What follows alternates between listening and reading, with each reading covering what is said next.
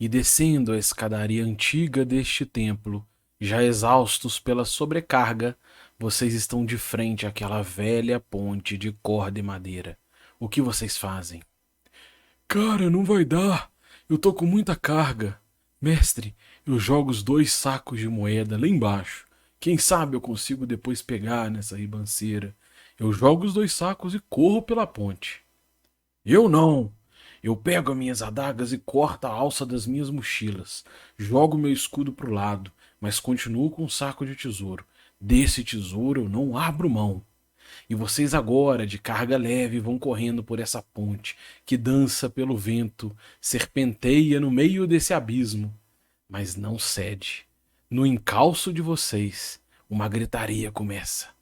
Homens sapos descem desesperados em perseguição.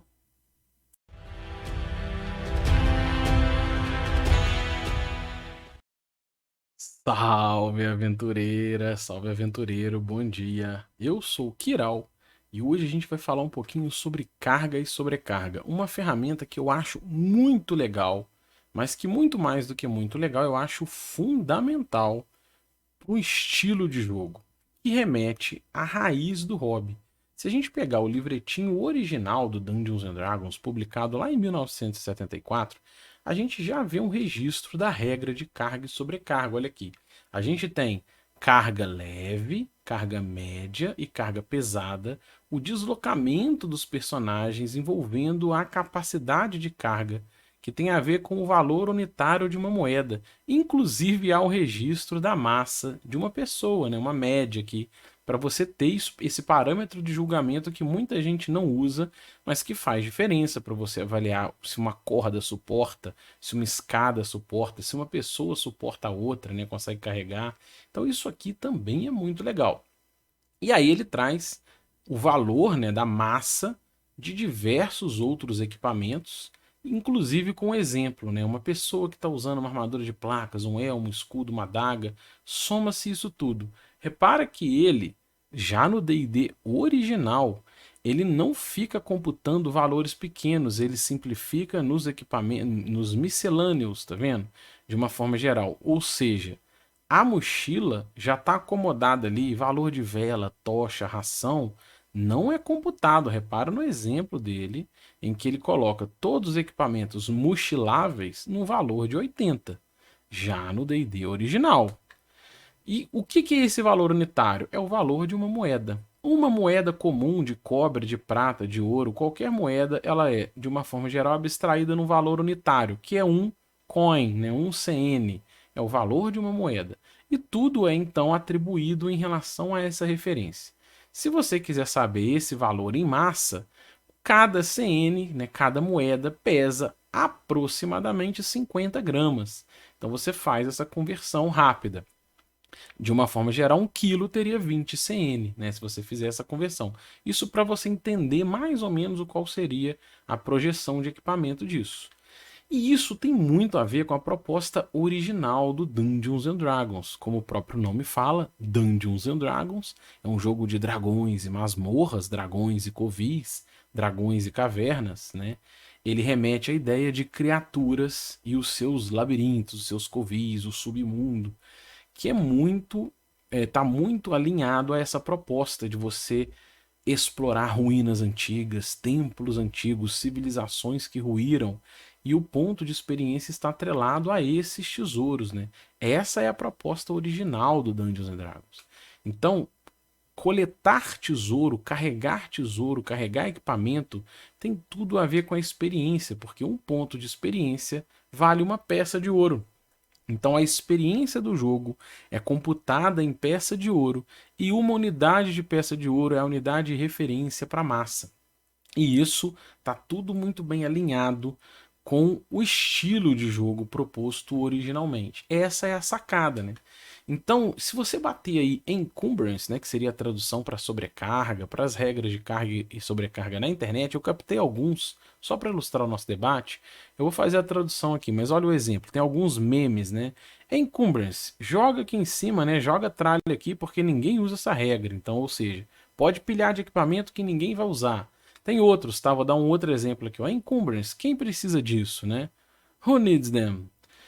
Outro meme sobre isso. Tem uma arte, por exemplo, que fala encumbrance. A gente sempre ignora essa regra. Aí tem um personagem cheio de equipamento, até com um burrico nas costas. E aí esse vídeo é para fazer uma reflexão sobre isso. Eu acho que isso tem muito a ver com o estilo de jogo, né? Se você perguntar qual é o problema da regra de carga e sobrecarga, ela tem alguns problemas que fizeram na história do Dungeons and Dragons muitas estruturas do D&D de sistemas parecidos com estilos de jogo que foram parecidos com o que o D&D foi se tornando, a abandonar, praticamente não usar essa regra. E se você acompanhar os sistemas mais recentes, né, mais atuais do Dungeons and Dragons, apesar dele ter a regra até hoje, ela praticamente não é usada, né? Por quê? Porque isso tem muito a ver com o estilo de jogo. Se você está preocupado em enfrentar Tiamat, enfrentar uma divindade, ou impedir que ela seja trazida de volta ao plano material, é um estilo de jogo épico. Você não vai. Muita gente vê como um problema ficar computando se eu tô com ração, se eu tô com carga média, se a minha armadura me permite movimentar tanto. Muita gente vê isso como um problema, porque a estrutura do jogo é planejado para algo muito épico. Então isso pode ser visto como um problema para alguns olhos, né? Alguns olhares. Você está entrando na quinta camada do inferno, né? Descendo a Avernus. E por que eu vou ficar preocupado com ração, com corda, com mochila, com moeda de ouro, né? A própria experiência já não tem mais nenhuma relação com a coleta de tesouro. Então, parece que essa regra fica ali flutuando sem muito sentido, porque o estilo de jogo é diferente. Mas e aquela escada, né? Aquela ponte de corda na abertura do nosso vídeo? E se alguém for atravessar essa ponte, como que você vai julgar isso? Essa ponte pode ser um desafio. E só essa ponte. Porque, como eu falo, né, muito desse estilo de jogo tem a ver com você oferecer decisões e decisões difíceis aos jogadores. E isso é algo que eu procuro sempre. Então, se ele vai, né, se a pessoa que estiver jogando vai largar a mochila de lado, vai jogar o escudo no mato para correr com o tesouro, ou vai abandonar o tesouro, qual vai ser a decisão? Porque uma escada dessa, irregular, com madeiras antigas, pode ceder? Isso é uma decisão difícil. Você ter a capacidade de julgamento sabendo o quanto de massa que essa ponte suporta. Você, inclusive, pode ter o registro da massa de uma pessoa. Então, isso é um desafio relevante para um estilo de jogo, que é um estilo que a gente defende muito aqui no canal, eu defendo muito aqui no canal, que é exatamente essa ferramenta de você voltar no que é o D&D rasteiro, né, do que é um RPG rasteiro, e de repente uma ponte com corda ser um desafio já relevante no seu jogo, né? Essa é a pegada. Se você pegar um possível problema, eu trouxe aqui do jogo Labyrinth Lord, né? A tradução seria o Lorde do Labirinto, que é a proposta do Dungeon Master, do mestre do jogo, no Labyrinth Lord, que é um retroclone, que eu já resenhei aqui, do Dungeons and Dragons Basic Expert de 81. E olha o que ele fala sobre a regra de carga. Aqui está um texto em inglês, eu fiz uma tradução livre aqui só para ilustrar o nosso debate, tá? E olha o que ele fala aqui. Essa é uma regra opcional e é usada se o Lorde do Labirinto quer ter certeza de cargas mais realistas para os personagens. Isso é importante para manter um controle da massa que eles carregam, pois eles só podem transportar uma quantidade de tesouro de um labirinto. E se eles estiverem com muita carga, não poderão se mover rápido. A carga é medida em libras e calculada com base na adição de massas de todos os itens significativos, incluindo armas e armaduras. O máximo que se pode carregar é 160 libras. A velocidade será afetada com base na sobrecarga. Consulte o movimento. Então ele traz aqui, exatamente como no D&D original, exatamente como no BX, porque o D&D Basic Expert de 81 é um material muito próximo da ideia do Dungeons and Dragons original. Só que qual que é o problema desse material na minha análise? Que a regra está em libras e ele avalia todos os valores unitários, né, para você calcular todas as cargas. Então isso pode ter sido, esse tipo de visão pode ser também um dos problemas da regra de carga, de ficar cansativo você computar e calcular. Atirou uma flecha, comeu uma ração, diminuiu a carga, não diminuiu. E muita gente vê esse espaço como um problema, né, no design, na análise, na gestão do jogo. Se você olhar aqui, tem a tabela do Labyrinth Lord, ó, todos os itens têm carga, e você tem o em Libra, né? não em CN. CN, a moeda seria um valor universal, não interessa se você está acostumado com libra, com quilograma, com grama. A moeda é um valor universal, que eu acho uma proposta muito legal. Então isso pode ser um tipo de problema, né? Aqui, se você pega o Dungeons and Dragons Basic Expert original, repara que a tabela é a mesma do Labyrinth Lords, né? A mesma proposta. Só que ele coloca a massa dos equipamentos todas em CN. E ele abstrai o que ele chama de equipamentos miscelâneos, né? O vela, corda, ração, saca, tudo em 80, ó. Olha aqui, em 80. Então, quando você vai fazer o cálculo de massa, o que você tem que calcular na prática? Armadura, espada, escudo, os 80 da mochila e tesouro, né? Se usar arco, se você estiver usando arco ou bestas, você vai somar o equipamento que carrega eles, que é 30. Então, que é uma arma também. Então, esses valores são praticamente fixos. Eles não flutuam de forma relevante. Então, o que vai flutuar é o tesouro. E na experiência que eu tenho tido já há um bom tempo jogando, fazendo uma gestão com essas ferramentas, tem funcionado muito bem. Porque você estrutura uma base que é muito pouco variável e o tesouro é que faz diferença. E em alguns casos, você traz esse tipo de decisão da pessoa às vezes querer largar o seu escudo, a sua arma de lado, mas não largar o tesouro. Joga a mochila, lembrando que a mochila carrega até 400 CN, né? Então tem gente que coloca coisas na mochila e depois joga a mochila fora se tiver que tomar uma decisão dessa. E eu acho isso muito legal no jogo, né? Porque quando você chega com esse tipo de ferramenta diante de um desafio como esse, como uma ponte em corda, você na mestragem tem um parâmetro consistente para fazer o julgamento.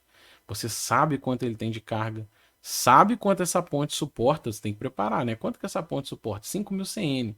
Se tiver duas, três pessoas com carga passando ali, a ponte tem chance de arrebentar. É um desafio muito legal, né? Então isso pode ser expandido. Se você vai fazer, por exemplo, um Hexcrawl, um jogo de viagem, navegação por os ermos, viajar por deserto, olha como é que isso está atrelado. Pensar na capacidade de carga vai levar quem estiver jogando a pensar em levar animais, a levar uma carroça para poder carregar mais coisas, porque tesouro é experiência, tesouro é carga, né? Levar auxiliares para ajudar a carregar coisas. Então, para várias propostas de jogo, e essa ferramenta ela dá um suporte muito legal para a gestão do jogo, né? Aqui eu trouxe para ilustrar essa tabela, ela tá no fanzine do The Vintage, que é a segunda edição, em que eu fiz um complemento quando eu estava mestrando as Cavernas Proibidas de Arcaia, e eu trouxe alguns complementos aqui. E olha que legal, eu não sei se isso ficou muito claro na época, mas olha a ideia que eu tive, e essa tabela ela já é antiga, mas olha a ideia que eu tive, e que colegas da mesa, né, que jogam comigo, falaram que acharam bem legal a proposta. Se você reparar, o couro simples e o couro fervido dão a mesma classe de armadura se você usar ascendente, ou o mesmo CA se você usar o taco. Mas qual que é a diferença? É a massa, olha lá. Uma é mais cara porque ela é mais leve. Isso é decisão que você já está dando para o jogador, para quem estiver jogando. Olha lá, outro exemplo. Você pode usar o couro aprimorado, que é mais caro que a Bruneia, mas dá o mesmo CA, só que olha a diferença de peso, né, de massa. Então isso é legal. E nessa experiência, a maioria da galera que estava jogando comigo, quando conseguiu um pouco mais de dinheiro, eles andavam no dia a dia com couro aprimorado, que era uma armadura mais leve, e colocavam couraça ou segmentada na carroça, no cavalo. E usava de maneira pontual. Por quê? Para poder não ter penalidade na viagem, no deslocamento, andar com essa armadura o tempo todo. Então esse tipo de decisão ele vai colorindo o jogo de uma maneira muito legal, né? E essa conta é difícil? Vou mostrar para vocês como eu tenho feito e não é difícil, tá?